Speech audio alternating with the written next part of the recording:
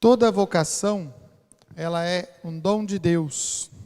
E nós precisamos compreender que o chamado, ele não é uma iniciativa pessoal, ele não é uma vontade humana pessoal em primeiro lugar. Por isso Jesus dizia no Evangelho: não foram vocês que me escolheram, mas fui eu que vos escolhi. O chamado, ele sempre parte de uma escolha de Deus. A primeira escolha que Deus faz a nosso respeito é a vida. A vida que nós temos não é simplesmente uma ação de causa e efeito do casamento ou da união dos nossos pais que resulta na nossa existência. Antes de mais nada, nós somos o fruto do amor de Deus, porque se Deus não nos tivesse amado, e se Deus não nos tivesse escolhido, dado sentido à nossa existência, dado início à nossa existência, nós não existiríamos. A nossa existência é o primeiro chamado de Deus. Do nada ou daquilo que não éramos, Deus nos chama. E Deus nos chama para a vida. E a vida precisa ter um sentido. E é por isso que, durante a nossa vida, nós buscamos uma realização disso. Muitas vezes nós não entendemos o que é a vida ou quais os caminhos da vida. Mas aos poucos, para quem se deixa conduzir pela palavra de Deus, pela vontade de Deus, pela inspiração de Deus, à medida que isso vai acontecendo, então nós temos o discernimento da nossa vocação. Portanto, a vocação também é uma escolha. Em primeiro lugar, é uma escolha de Deus. E depois, ela é uma escolha humana. Uma escolha que nós fazemos diante de todas as possibilidades daquilo que Deus nos oferece. Deus nos chama a vida e nós escolhemos viver esta vida num segmento, ou numa forma, ou numa realidade. Esta realidade, nesta escolha que fazemos, a nossa vida se realiza. A primeira leitura, ela nos falava da tribo de Levi. Os levitas eram aqueles que foram escolhidos por Deus, mas todas as pessoas daquela tribo, todos os homens daquela tribo, estavam destinados para o serviço do altar. Nós até poderíamos dizer, ali não há escolha. Ali não há escolha porque não há escolha humana, porque pelo simples fato de ter nascido naquela tribo, alguém já estava ligado ao serviço do altar. O Novo Testamento, ele leva esta realidade a uma outra plenitude. Quando Jesus Cristo nos dá esta possibilidade da escolha.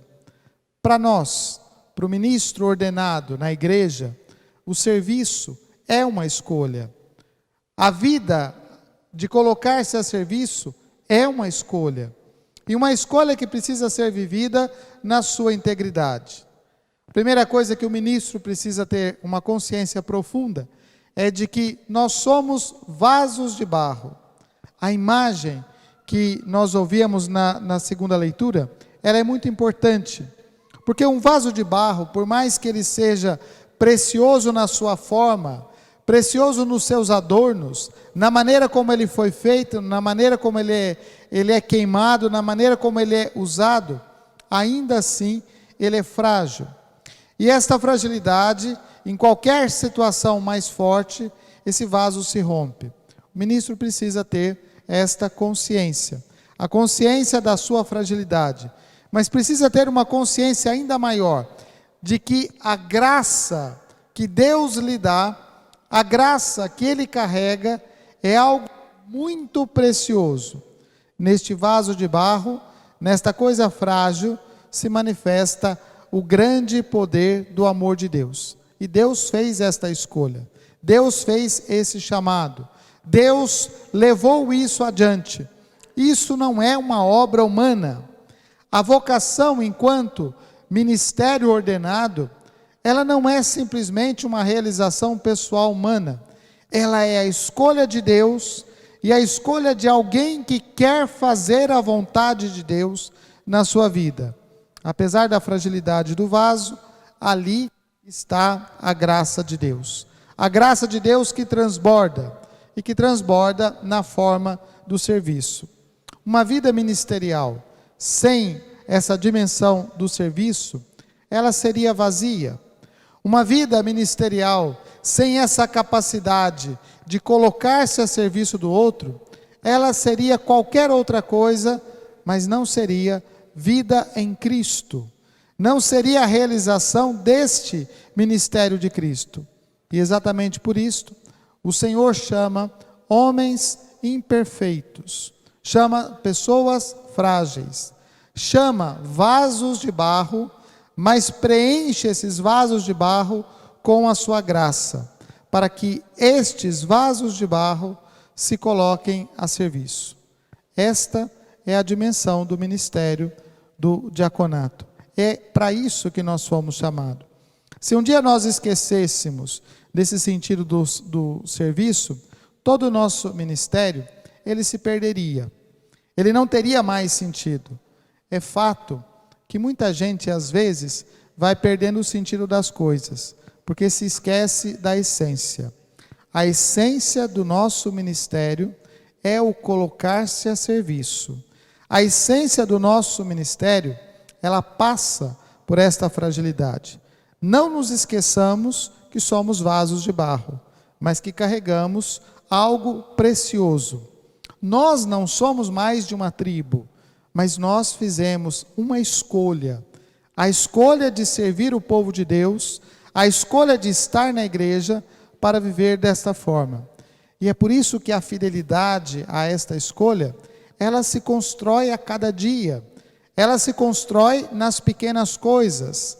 Ela se constrói na vivência orante da palavra de Deus, na escuta religiosa dessa palavra de Deus, na escuta e no alimento da Eucaristia que nos é dado constantemente.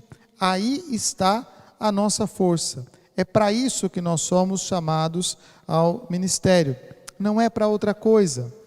Por isso, a vanglória é algo que não combina com o ministério. Nós precisamos ter uma consciência muito clara daquilo que somos, mas precisamos ter uma consciência ainda mais clara da graça, desta graça que nós transportamos dentro da nossa fragilidade ou a partir da nossa fidelidade. Se Jesus nos escolheu, e se nós escolhemos Jesus, se nós escolhemos este ministério, se você hoje escolhe este ministério, porque é uma escolha que você faz diante da igreja, então que a sua resposta seja o constante serviço, que a sua resposta seja a doação. Quando vier o cansaço, quando vier aquele momento de desânimo, ainda assim é preciso descansar no Senhor para retomar o serviço. É no serviço que o ministério diaconal, ele se fundamenta, ele se realiza. Que as vestes que você vai ser revestido daqui a pouco, que elas tragam para o seu coração e para a sua vida sempre este sinal, o sinal do serviço. Na igreja, todos somos servidores, mas o diácono, ele tem este caráter sacramental, que este serviço sirva para o benefício de todo o povo de Deus. Louvado seja nosso Senhor Jesus Cristo.